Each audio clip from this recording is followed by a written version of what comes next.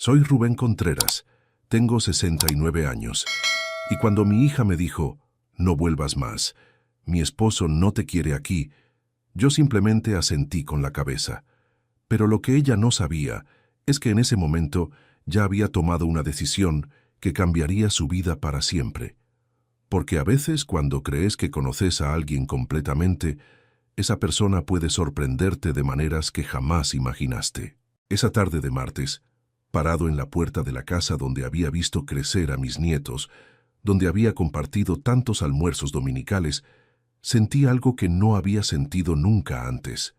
No era dolor, no era tristeza, era algo mucho más profundo y más peligroso. Era claridad absoluta. Mientras mi hija Sofía me miraba con esos ojos que había heredado de su madre, esperando que yo dijera algo, que me quejara, que suplicara, yo solo pensaba en una cosa. En el sobre que tenía guardado en el cajón de mi escritorio, hacía 15 años. Un sobre que ella nunca había visto y que estaba a punto de cambiar todo lo que creía saber sobre su padre. Pero para que entiendas esta historia completamente, tengo que contarte quién era yo antes de convertirme en el estorbo que mi yerno quería sacar de la vida de su esposa. Porque Rubén Contreras no siempre fue este viejo al que podían tratar como si fuera invisible. Llegué a Buenos Aires en 1975 con 22 años, un título de contador bajo el brazo y una maleta que pesaba más por los sueños que por la ropa. Venía de Santiago del Estero, de una familia de campesinos que nunca había pisado una ciudad grande. Mi padre me había dado los últimos pesos que tenía ahorrados y me había dicho algo que nunca olvidé. Hijo, en esta familia nadie tuvo estudios. Vos sos el primero. No nos defraudes. Los primeros meses en Buenos Aires fueron durísimos. Alquilé una pieza en San Telmo que era más chica que el gallinero de mi casa en Santiago. Comía fideos con manteca todas las noches y cuando tenía suerte le agregaba un huevo. Caminaba hasta el centro todos los días para buscar trabajo porque no tenía plata para el colectivo. En esa época, conseguir trabajo en una empresa grande era como ganar la lotería. Pero yo tenía algo que otros no tenían. Tenía una mente para los números que parecía calculadora y una resistencia que venía de haber trabajado en el campo desde los 8 años. Veía estados contables donde otros veían jeroglíficos. Podía detectar errores que contadores con 20 años de experiencia pasaban por alto. Empecé trabajando en una empresa textil pequeña en Villa Crespo. El dueño, don Patricio Romero, era un italiano que había llegado al país después de la guerra con una máquina de coser y una voluntad de hierro. Los primeros meses me pagaba poco, pero me enseñó algo que ninguna universidad me había enseñado. Me enseñó a leer entre las líneas de los balances, a ver oportunidades donde otros veían problemas, a entender que los números cuentan historias. Don Patricio me contó que había perdido todo durante la guerra, su familia, su casa, su fábrica de telas en Milán. Cuando llegó a Argentina, tuvo que empezar desde cero, como yo. Rubén me decía mientras revisábamos las cuentas, en este país cualquiera puede prosperar si tiene 3 cosas: inteligencia para ver las oportunidades, coraje para tomarlas y paciencia para esperar los resultados. Trabajaba desde las 7 de la mañana hasta las 9 de la noche.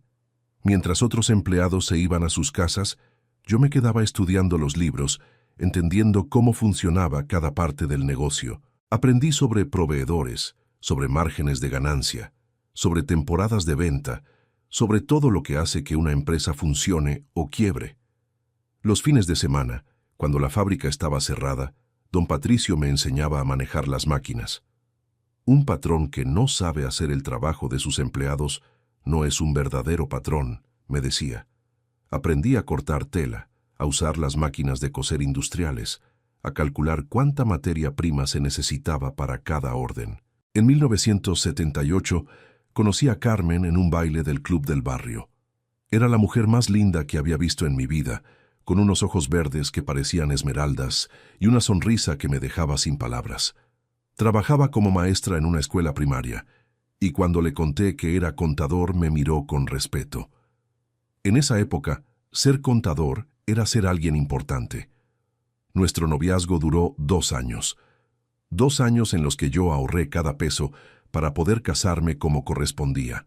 Le compré el anillo de compromiso más lindo que pude pagar, organicé una fiesta de casamiento modesta pero elegante y alquilamos un departamentito en Flores donde empezamos nuestra vida juntos. Carmen era todo lo que yo necesitaba, inteligente, trabajadora, con sueños parecidos a los míos. Quería una familia, una casa propia, un futuro estable. Los primeros años de matrimonio fueron los más felices de mi vida. Trabajábamos los dos, ahorrábamos juntos, planeábamos juntos. Cada peso que ganaba tenía un destino. Primero pagar el alquiler, después ahorrar para la casa, después para los hijos que queríamos tener. Cuando don Patricio murió en 1980, su viuda, doña Elena, quería vender la empresa.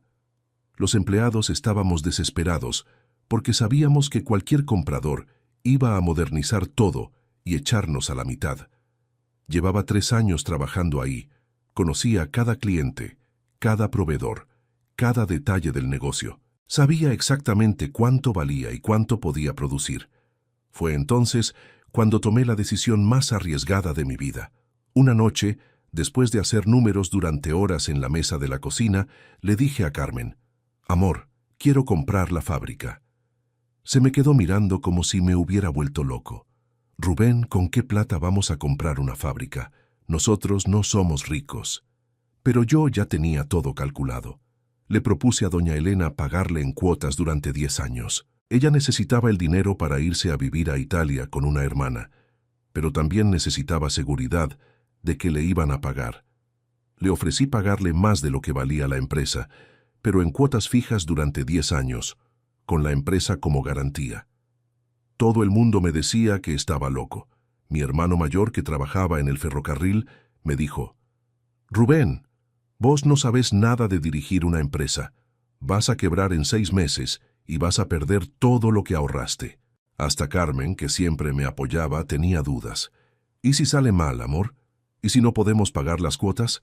Vamos a perder todo. Pero yo había estado viendo los libros durante 3 años. Sabía exactamente qué estaba comprando. Conocía cada cliente, desde el almacén de Once que nos compraba manteles hasta la boutique de Palermo que nos encargaba vestidos exclusivos. Sabía cuáles eran los meses buenos y los meses flojos, cuánto había que invertir en materia prima, qué máquinas había que cambiar. El primer año como dueño casi me mata. Me levantaba a las 4:30 de la mañana para llegar a la fábrica antes que los empleados, revisar qué había que hacer ese día, solucionar los problemas que habían quedado del día anterior. Trabajaba hasta las 11 de la noche. Me iba a casa, cenaba algo que Carmen me había dejado tapado y me quedaba hasta las 2 de la mañana haciendo números, calculando costos, planificando el día siguiente. Sábados y domingos también trabajaba. Carmen me decía que me iba a dar un infarto, que no podía seguir a ese ritmo, pero yo le contestaba: «Amor, estamos construyendo algo para nuestros hijos. Estos sacrificios van a valer la pena».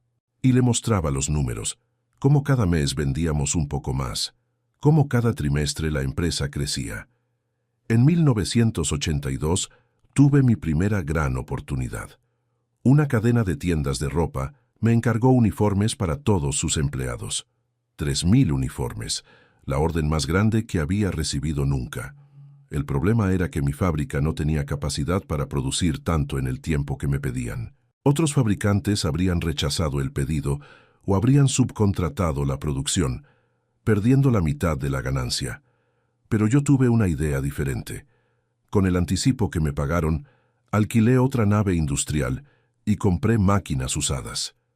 Contraté costureras que trabajaban en sus casas para que vinieran a trabajar conmigo por 3 meses. Fue un riesgo enorme. Si no entregaba a tiempo, no solo perdía el contrato, sino que tenía que devolver el anticipo y además pagar las máquinas y el alquiler. Durante esos 3 meses casi no dormí. Estaba en la fábrica coordinando la producción, controlando la calidad, solucionando problemas. Carmen venía a las 8 de la noche con la cena y me encontraba todavía trabajando.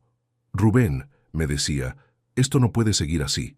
No podés vivir en la fábrica». Pero cuando entregué esos 3.000 uniformes a tiempo y con la calidad que habían pedido, La ganancia que obtuve me permitió comprar las máquinas que había alquilado y quedarme con la nave industrial extra.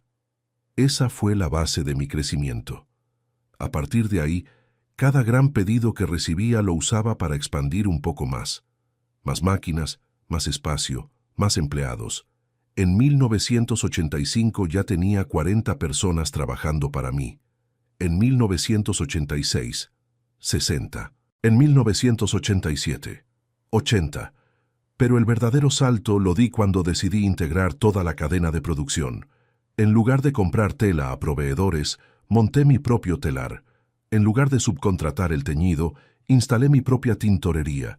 En lugar de tercerizar el bordado y los estampados, compré las máquinas para hacerlo internamente. Mis competidores pensaban que me estaba complicando la vida innecesariamente.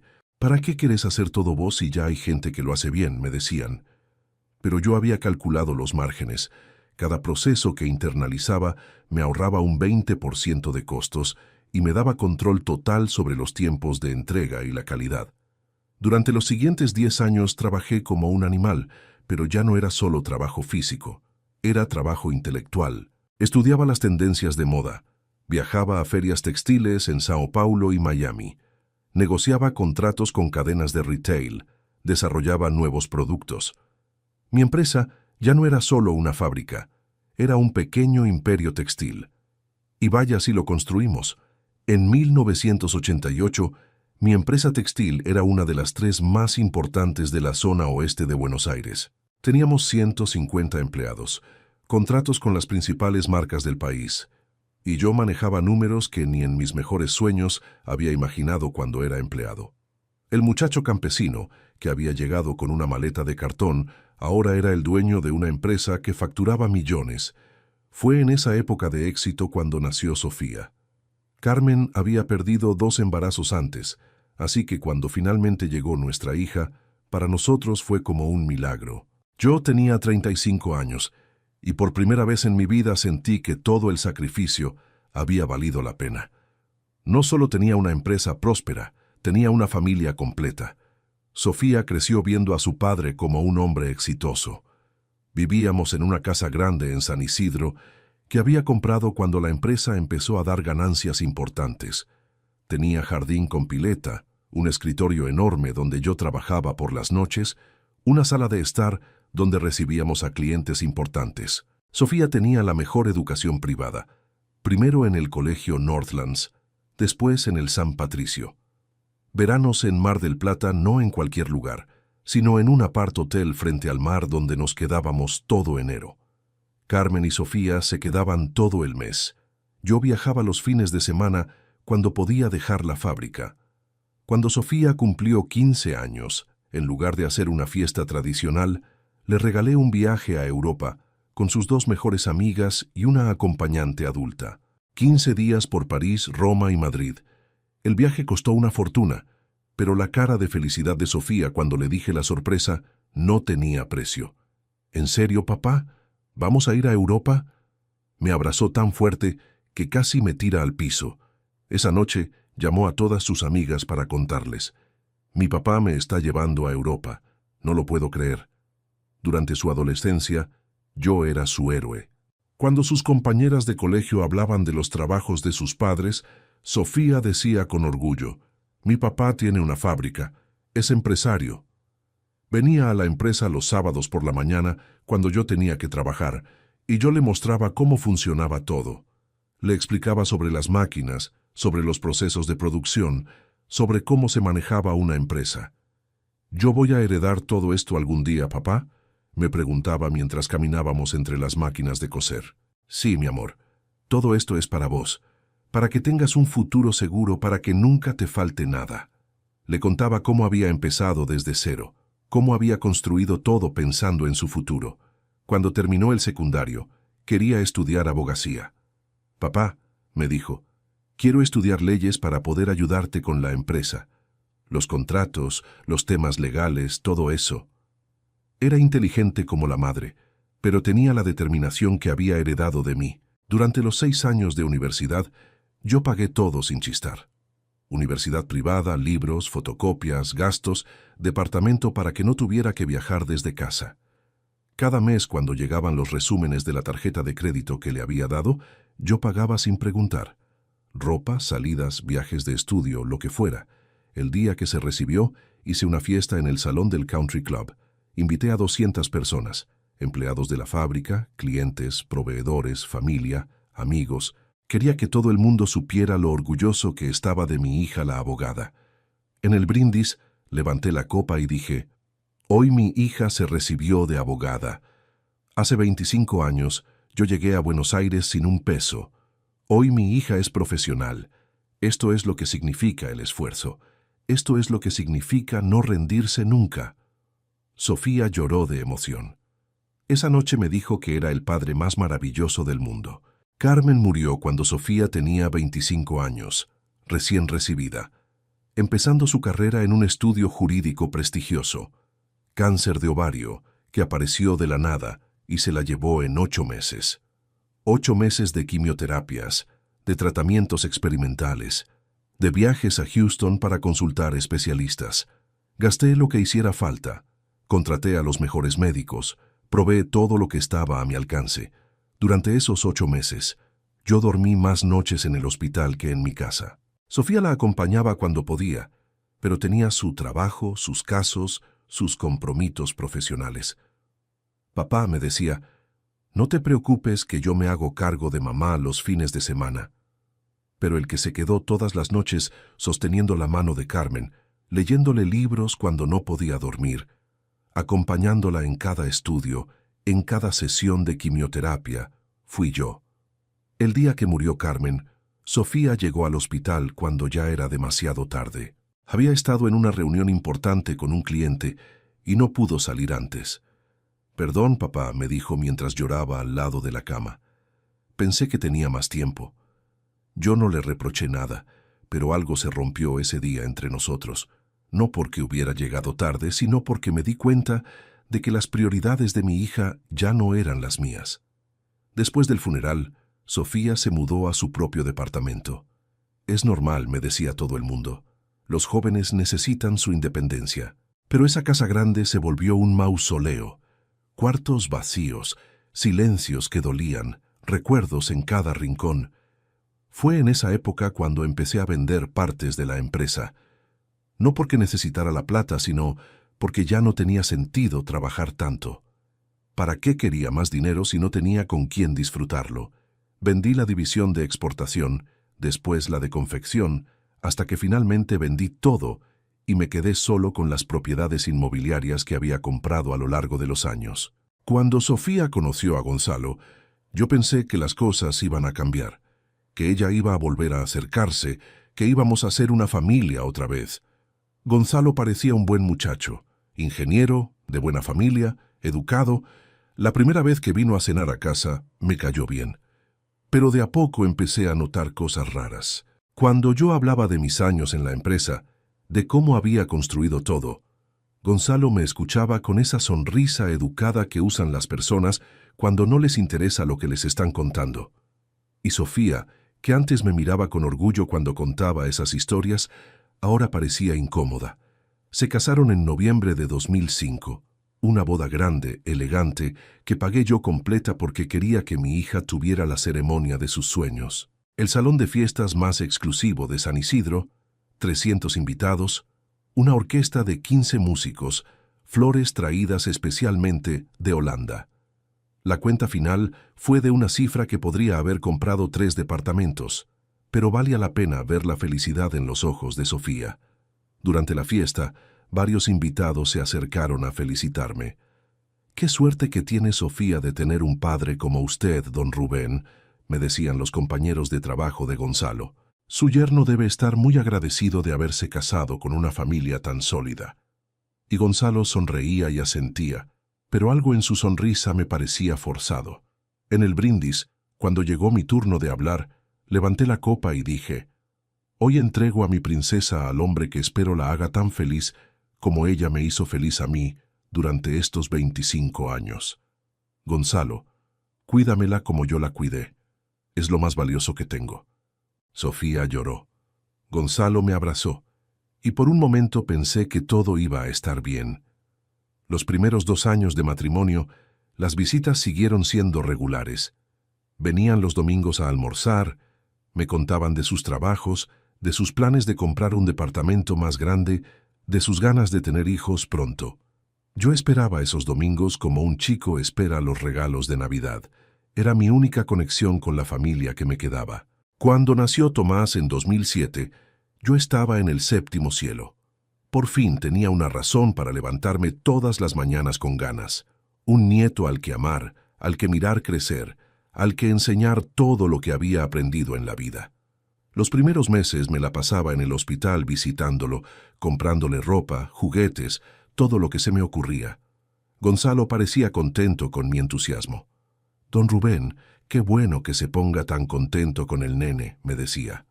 «Va a ser un abuelo bárbaro». Sofía también parecía feliz de verme tan involucrado. «Papá», me dijo una tarde mientras yo tenía a Tomás en brazos, «mamá estaría feliz de verte así». Pero las cosas empezaron a cambiar sutilmente cuando llegó el segundo nieto, Mateo, 2 años después. Para esa época Gonzalo había progresado mucho en su trabajo. Lo habían ascendido a gerente de proyectos, ganaba bien, y empezó a hablar de mudarse a un barrio más exclusivo. «Don Rubén», me dijo un domingo, «estamos pensando en comprarnos una casa en Nordelta.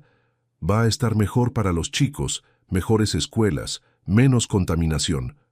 Le ofrecí ayudarlos con la compra. Era natural. Yo tenía la plata y ellos eran mi familia. Pero Gonzalo se negó con una firmeza que me sorprendió. «No, Rubén, nosotros podemos solos. No necesitamos ayuda de nadie». Era la primera vez que me decía que no necesitaban mi ayuda, y algo en su tono me hizo entender que no estaba hablando solo de dinero. La mudanza a Nordelta marcó el principio del fin de mi relación con mi hija. Primero fueron las excusas para no venir los domingos. Los chicos tienen fútbol, Tomás tiene una fiesta de cumpleaños, Mateo está resfriado. Después las visitas se espaciaron, una vez por mes, cada 2 meses, hasta que prácticamente dejaron de venir. Yo trataba de mantener el contacto llamando por teléfono, pero las conversaciones se volvieron cada vez más cortas y frías. «Sí, papá, todo bien. Los chicos están grandes. Sí, el trabajo anda bien. No, este domingo no podemos ir, tenemos compromisos». Un día decidí ir a visitarlos sin avisar. Fue un error terrible. Cuando toqué el timbre de la casa nueva, una empleada doméstica me atendió. «La señora está, pero está ocupada», me dijo. Esperé media hora en la puerta hasta que salió Sofía con una cara que no me gustó nada.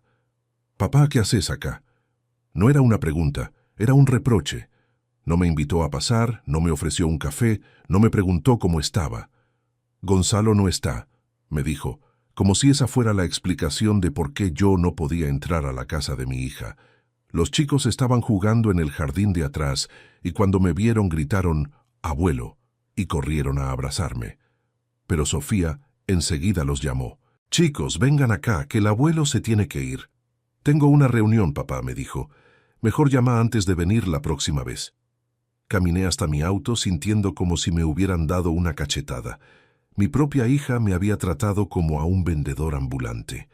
Esa noche no pude dormir.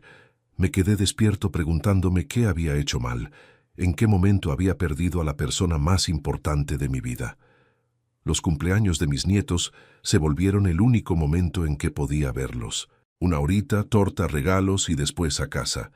Gonzalo me hablaba lo mínimo indispensable y Sofía parecía ansiosa porque yo me fuera. «Abuelo, ¿por qué no venís más a casa?», me preguntó Tomás una vez, y yo no supe qué responderle. Las Navidades eran especialmente dolorosas. Yo preparaba regalos durante semanas, pensando en qué les gustaría a mis nietos, qué les haría ilusión.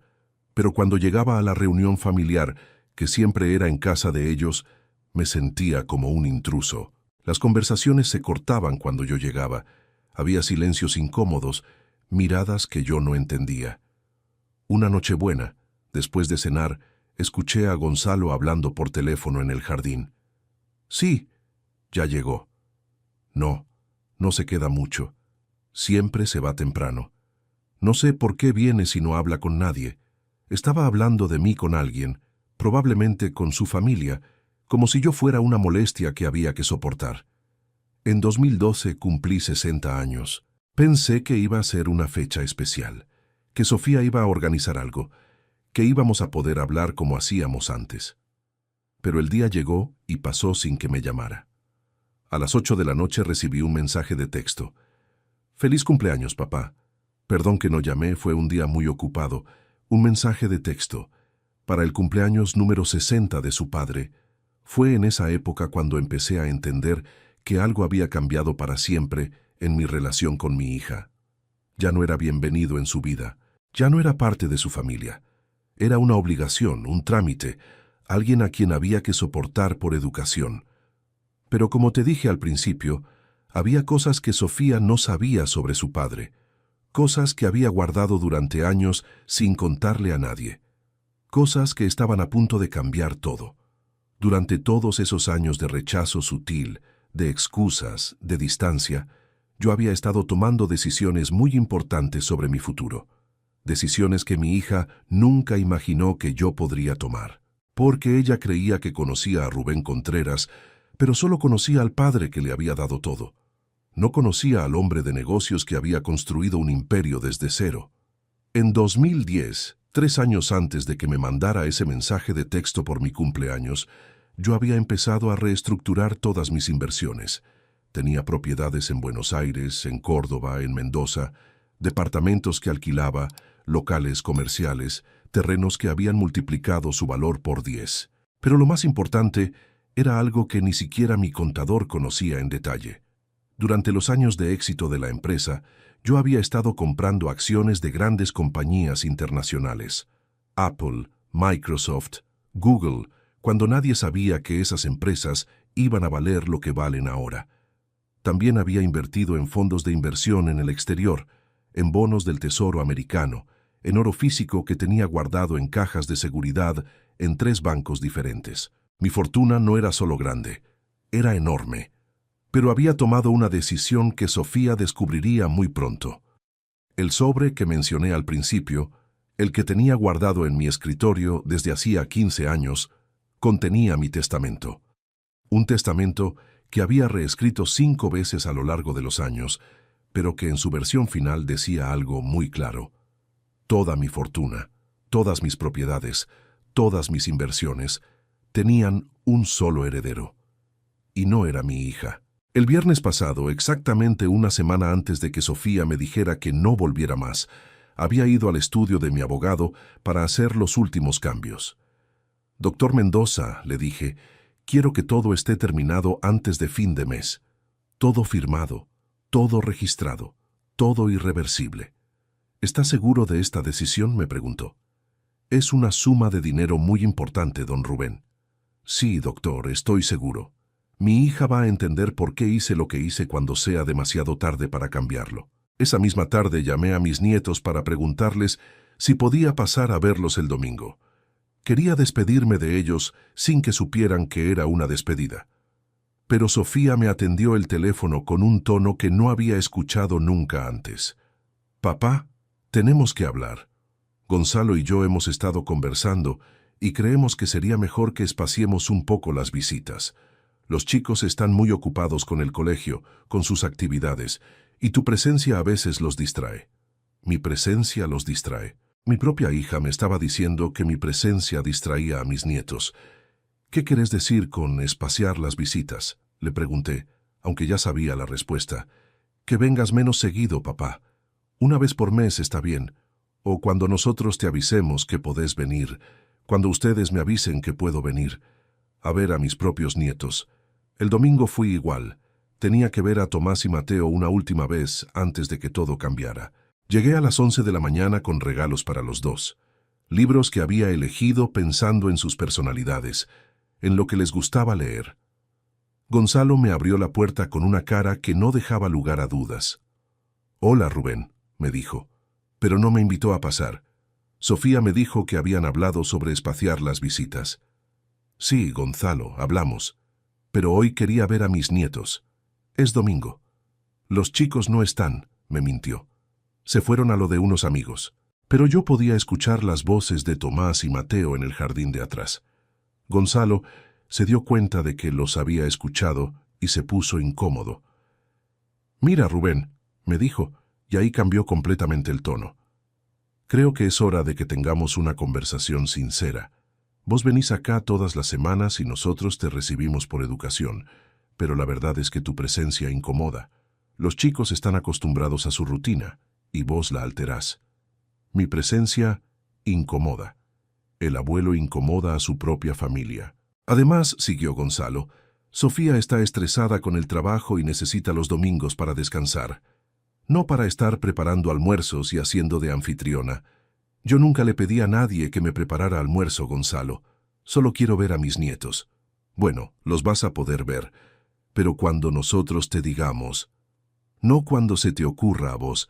Esta es nuestra casa y acá decidimos nosotros quién viene y cuándo viene». En ese momento apareció Sofía. Tenía una expresión que nunca le había visto. Fría, distante, como si fuera una extraña. «Papá», me dijo, «Gonzalo tiene razón. Necesitamos que respetes nuestros tiempos. No podés seguir viniendo cuando querés, como si vivieras acá». «¿Como si viviera acá?» «Sofía, soy tu padre». «Sí, sos mi padre, pero ya no sos parte de nuestra vida cotidiana. Los chicos tienen su rutina, nosotros tenemos la nuestra, y vos tenés que entender que tu rol cambió. Mi rol cambió. Qué manera elegante de decir que ya no era bienvenido». Gonzalo me miró con esa sonrisa falsa que había perfeccionado a lo largo de los años. «Rubén, no lo tomes a mal. Es solo que necesitamos un poco de espacio. Todos los matrimonios pasan por esto con los suegros». Con los suegros. Yo era un suegro molesto que necesitaba que le explicaran cuál era su lugar. «Está bien», le dije a Sofía. «Entiendo perfecto. No voy a molestar más». «No es molestar, papá. Es solo que...» «No, hija, déjame terminar. Entiendo que mi presencia los incomoda. Entiendo que prefieren que no venga. Y entiendo que mi rol, como vos decís, cambió. Me di vuelta para irme, pero Gonzalo me detuvo. Una cosa más, Rubén. Para evitar malentendidos, sería mejor que la próxima vez llames antes de venir. Así nos aseguramos de que sea un buen momento para todos. Llamar antes de ir a ver a mis nietos, como si fuera un vendedor que necesitara cita previa. Caminé hasta mi auto sintiendo que algo se había roto para siempre. No era solo la relación con mi hija, era algo más profundo. Era la imagen que tenía de mí mismo como padre, como abuelo, como parte de una familia. Durante esa semana no los llamé, no intenté comunicarme. Me quedé en mi casa pensando en todo lo que había pasado, en cómo habíamos llegado a este punto, y por primera vez en años me sentí libre. Libre de la ansiedad de no saber si era bienvenido, libre de la humillación de tener que pedir permiso para ver a mis nietos, libre de fingir que no me dolían las miradas de lástima. El martes pasado tomé el teléfono y marqué el número de Sofía. Necesitaba hacer una última prueba. Necesitaba saber si quedaba algo del amor que había sentido por mí alguna vez. «Hola, papá», me atendió con un tono neutro. «Sofía, quería preguntarte si podía pasar el sábado a ver a los chicos». Silencio del otro lado. Un silencio muy largo. «Papá, la verdad es que este sábado no es un buen momento. Los chicos tienen una fiesta. Después tenemos que ir a lo de los padres de Gonzalo». Siempre había un plan con los padres de Gonzalo. Siempre había algo que no me incluía. «¿Y el domingo?», insistí, aunque ya sabía la respuesta. «El domingo tampoco, papá. Tenemos comprometido todo el fin de semana. Todo el fin de semana comprometido, sin lugar para el abuelo. ¿Y cuándo podría ser entonces?» «No sé, papá. Te aviso durante la semana. Te aviso».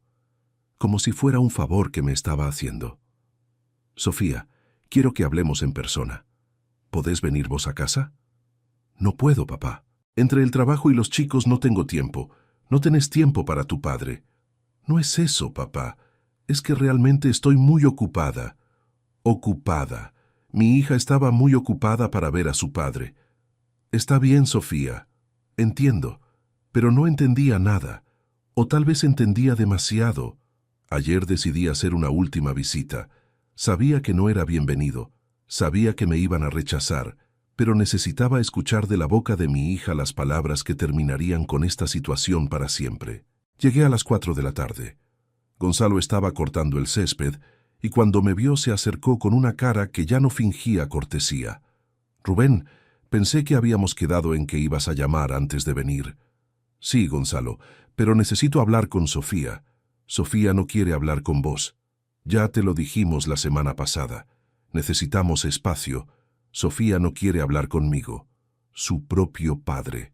Quiero que me lo diga ella, no vos». Gonzalo suspiró como si estuviera tratando con un chico caprichoso. «Espera acá», me dijo y entró a la casa. A los 5 minutos salió Sofía. Tenía una expresión que no le había visto nunca. No era enojo, no era tristeza, era fastidio. Su padre la fastidiaba. «Papá, ¿qué haces acá? Te dijimos que iba a ser mejor que llames antes de venir. Sofía, soy tu padre. Quiero hablar con vos 5 minutos. Papá, ya hablamos todo lo que teníamos que hablar. Vos sabés cuál es la situación». «¿Cuál es la situación, Sofía? Explícamela bien para que no haya dudas». Se quedó callada durante unos segundos. Después me miró a los ojos y dijo las palabras que habían estado esperando salir durante meses. «La situación es que ya no sos bienvenido acá, papá. Gonzalo no se siente cómodo con tu presencia, y yo tampoco. Los chicos están bien, no necesitan verte todas las semanas, y nosotros necesitamos nuestro espacio familiar. Nuestro espacio familiar. Yo no era parte del espacio familiar de mi hija. ¿Y mis nietos? Los vas a poder ver de vez en cuando. En fechas especiales, cumpleaños, Navidad, esas cosas. Pero no más visitas sorpresa, no más domingos acá. ¿Está claro?» «Está muy claro, Sofía». «Bien. Ahora, por favor, andate. Gonzalo va a pensar que lo estoy traicionando por haber salido a hablar con vos. Su esposo iba a pensar que lo estaba traicionando por hablar con su padre. Una última pregunta, Sofía. ¿Hay algo que yo pueda hacer para cambiar esta situación?» «No, papá. No hay nada.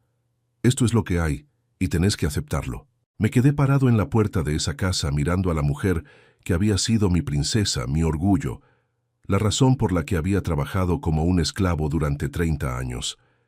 Y entendí que esa mujer había desaparecido hacía mucho tiempo. «No vuelvas más, papá. Mi esposo no te quiere aquí». Yo solo asentí con la cabeza. Pero lo que mi hija no sabía era que mientras ella me estaba echando de su vida para siempre, yo ya había tomado decisiones que iban a cambiar su mundo completamente.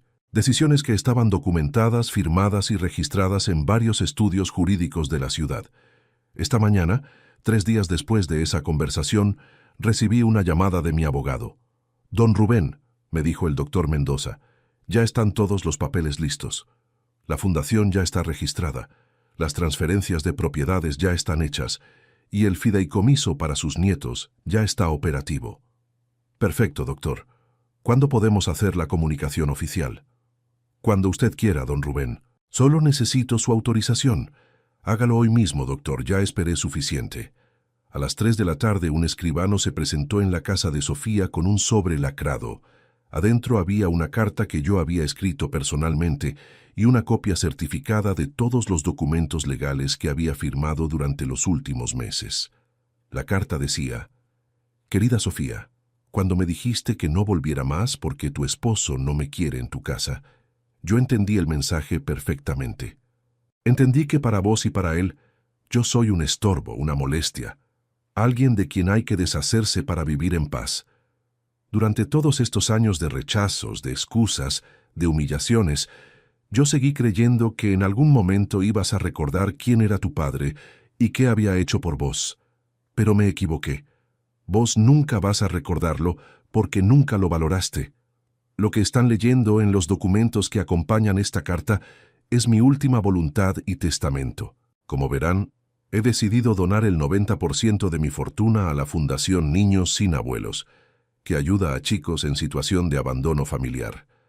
El 10% restante lo he puesto en un fideicomiso para Tomás y Mateo, que podrán acceder a esos fondos cuando cumplan 25 años, con una sola condición: que demuestren que durante los 5 años anteriores visitaron asilos de ancianos al menos una vez por mes para acompañar a viejos abandonados por sus familias. Para vos, mi querida hija, no queda nada. Porque una persona que es capaz de echar a su padre de su vida como si fuera un extraño, No merece heredar nada de lo que ese padre construyó con amor pensando en ella. Espero que disfrutes de tu espacio familiar sin estorbos. Espero que tu esposo esté contento de haberse librado del suegro molesto. Y espero que algún día, cuando seas vieja y tus hijos te traten como vos me trataste a mí, te acuerdes de esta carta. Tu padre, que ya no molesta más. En este momento, mientras te cuento esta historia, mi teléfono no para de sonar. Llamadas de Sofía cada media hora, mensajes de WhatsApp desesperados, mensajes de voz de Gonzalo, que antes no me dirigía ni el saludo. Don Rubén, por favor, atienda el teléfono. Necesitamos hablar urgente, fue todo un malentendido. Un malentendido. Echar a tu suegro de tu vida durante años es un malentendido. Hace 3 horas recibí el audio más patético de mi vida. Era Sofía llorando como no la había escuchado llorar desde que era chica. Papá, por favor, tenemos que hablar. Yo no quise decir eso. Vos sabés que te amo. Sé que metí la pata, pero podemos solucionarlo. No podés hacer esto. Soy tu hija, la única familia que tenés. La única familia que tengo. Ahora soy la única familia que tiene, cuando necesita la herencia. Cuando creía que yo era un viejo que vivía de la jubilación, yo no era familia importante. Ahora que sabe que soy millonario, de repente soy la única familia que tiene. También llamó mi nieto Tomás desde el teléfono de un compañero del colegio. Abuelo, mamá está llorando y dice que hiciste algo malo con la plata. Papá está muy enojado y dice que sos un egoísta. ¿Es verdad que nos sacaste toda la herencia? ¿Por qué no podés venir más a casa? Yo te extraño mucho, abuelo. Esa llamada me partió el corazón. Escuchar a mi nieto de 12 años preguntándome por qué no puede verme más, sin entender realmente qué pasó, me dolió más que todos los reproches de Sofía y Gonzalo juntos. Pero ya tomé la decisión y no hay vuelta atrás. Mis nietos van a entender algún día por qué hice lo que hice. El abogado me llamó esta tarde para confirmarme que todos los medios habían publicado la noticia. Don Rubén, me dijo el doctor Mendoza, la donación a la Fundación Niños Sin Abuelos salió en todos los diarios económicos. Hablan de una donación de $50 millones, una de las más grandes del año en Argentina. $50 millones. Esa es la cifra que mi hija perdió por tratarme como un estorbo durante años. 50 millones que podrían haber sido suyos si hubiera sabido valorar a su padre. A las 6 de la tarde, Gonzalo apareció en la puerta de mi casa. Se veía demacrado, con ojeras, como si no hubiera dormido en días. Cuando abrí la puerta se tiró de rodillas en el piso. Don Rubén, perdóneme. Yo fui el que convenció a Sofía de que lo mantuviéramos alejado. Yo fui el que le dijo que usted ya había cumplido su función como padre y que ahora teníamos que vivir nuestra propia vida.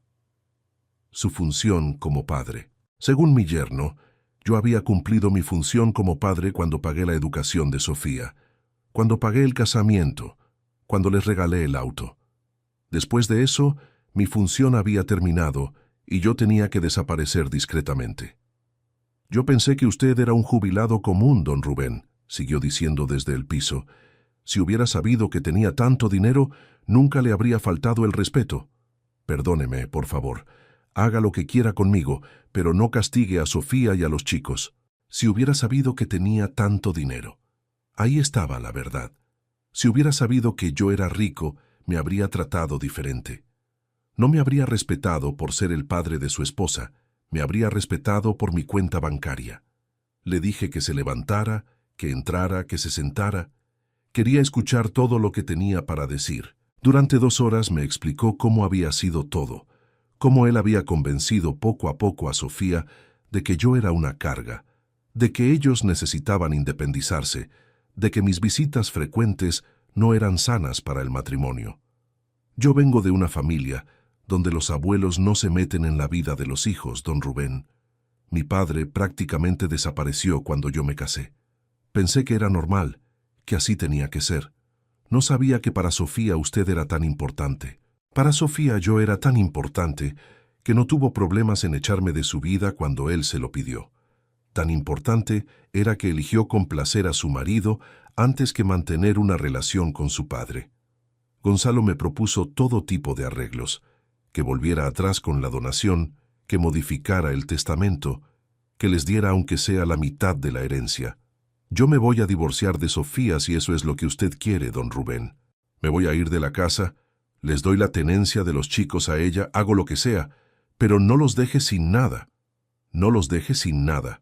Como si 50 millones de dólares fueran nada. Como si la fortuna que yo había construido trabajando como un animal durante 40 años fuera algo que les correspondía por derecho divino. Le expliqué que la decisión estaba tomada y que era irreversible. Los papeles estaban firmados, las transferencias hechas, la donación registrada. No había vuelta atrás posible, aunque yo quisiera cambiar todo.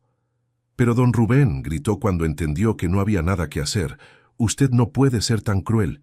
Sofía es su hija. Los chicos son sus nietos. No pueden quedar sin nada por un capricho suyo». Un capricho. Según Gonzalo, donar mi fortuna a chicos abandonados era un capricho de viejo resentido. Se fue de mi casa gritando, amenazando con llevarme a juicio, diciendo que iba a probar que yo estaba loco, que no estaba en mis facultades mentales cuando firmé los papeles. «Esto no va a quedar así, don Rubén.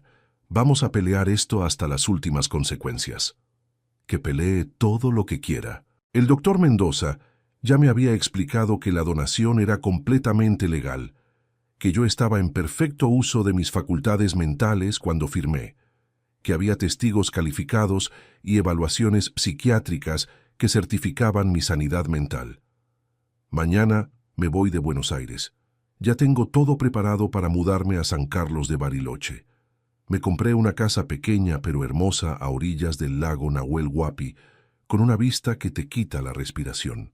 Montañas, agua cristalina, un jardín donde puedo plantar mis propias verduras, un taller donde puedo volver a trabajar con madera como hacía cuando era joven. Es una casa para una persona que quiere paz, no lujos. Tiene 2 dormitorios, una cocina amplia con ventanal al lago, un living con chimenea para el invierno. Nada ostentoso, pero cálido, acogedor. Un lugar donde puedo vivir mis últimos años sin que nadie me haga sentir que estoy de más. Con parte del dinero que no doné, contraté una empresa de cuidados especializados en adultos mayores. No porque necesite que me cuiden ahora, sino porque quiero estar seguro de que cuando llegue el momento y mi salud se deteriore, voy a tener gente profesional y capacitada que me trate con dignidad. Gente que me cuide porque es su trabajo y su vocación, no gente que me soporte por obligación familiar. También me hice socio vitalicio de la Fundación Niños Sin Abuelos y voy a dedicar mis últimos años a trabajar como voluntario. La fundación tiene hogares en Bariloche, en El Calafate, en Villa La Angostura. Voy a ser el abuelo que nunca tuvieron chicos que realmente necesitan amor y compañía, no como mis nietos, que aparentemente tienen suficientes abuelos del lado paterno. ¿Sabes qué es lo más triste de toda esta historia? Que Sofía nunca entendió que no era mi dinero lo que quería darle. Era mi presencia, mi amor, mi experiencia, mis historias. Quería ser parte de la vida de mis nietos, verlos crecer, enseñarles cosas, contarles sobre su abuela Carmen, sobre cómo había construido la empresa pensando en ellos. Quería enseñarles a pescar, como mi abuelo me había enseñado a mí cuando era chico en Santiago del Estero. Quería contarles historias de cuando su madre era pequeña, de las travesuras que hacía, de lo orgulloso que estaba de ella. Quería ser para ellos lo que mi abuelo había sido para mí, el viejo sabio que siempre tenía tiempo, que siempre tenía paciencia, que siempre tenía un abrazo cuando las cosas se ponían difíciles, pero ella eligió la comodidad de un matrimonio sin interferencias por encima del amor de su padre. Eligió los domingos tranquilos por encima de los almuerzos familiares donde yo contaba la misma anécdota por 10ª vez. Eligió complacer a un esposo egoísta por encima de honrar al hombre que le había dado todo, que había trabajado como un esclavo para que ella tuviera la mejor vida posible. Ahora está llamándome desesperada, no porque me extrañe, sino porque se dio cuenta de lo que perdió en términos económicos. Sus lágrimas no son de amor, son de arrepentimiento financiero, y esa diferencia lo dice todo. A vos que me escuchaste hasta acá, que me acompañaste en esta historia de traición familiar, quiero dejarte una reflexión. Los padres no somos perfectos. Cometemos errores. A veces somos pesados o entrometidos. Pero cuando llegamos a viejos, lo único que queremos es amor. Un poco de tiempo, un poco de atención, un lugar en la mesa familiar. Si tenés padres vivos, por favor, no esperes a que sea demasiado tarde para valorarlos. No dejes que un cónyuge te convenza de que tus padres sobran en tu vida. No cambies años de sacrificio y amor por la comodidad de un domingo tranquilo, porque hay cosas que cuando se rompen no se arreglan más. Y hay palabras que cuando se dicen no se pueden borrar. No vuelvas más. Son palabras que marcan el final de una relación para siempre. Mañana, cuando me suba al avión rumbo a Bariloche, voy a cerrar para siempre este capítulo de mi vida. Voy a ser libre de los hijos que no supieron valorar a su padre. Voy a encontrar una nueva familia entre la gente que sí entiende lo que significa el respeto y el amor. Y tal vez, solo tal vez, mis nietos algún día entiendan por qué su abuelo tomó esta decisión. Cuando cumplan 25 años y lean las condiciones del fideicomiso que les dejé, van a entender que su abuelo los amaba tanto que quería enseñarles algo que sus padres nunca les enseñaron, que los viejos no son estorbos, son tesoros, y que familia no es quien comparte tu sangre, sino quien comparte tu corazón. Contame, ¿vos qué hubieras hecho en mi lugar? ¿Hubieras aguantado más? ¿O hubieras tomado la misma decisión? Escribime desde qué ciudad me escuchás y contame si esta historia te hizo pensar en tu propia familia. Porque al final, todos vamos a ser viejos algún día, y todos vamos a necesitar que alguien nos quiera a pesar de nuestras arrugas, de nuestras manías, de nuestras historias repetidas. La diferencia es que algunos van a tener la suerte de tener hijos que los amen incondicionalmente, y otros, como yo, van a tener que buscar ese amor en otros lugares. Pero te aseguro una cosa, nunca es demasiado tarde para empezar de nuevo. Nunca es demasiado tarde para encontrar gente que te valore. Y nunca es demasiado tarde para decidir que mereces respeto, aunque tengas 69 años y tu propia hija te haya echado de su vida.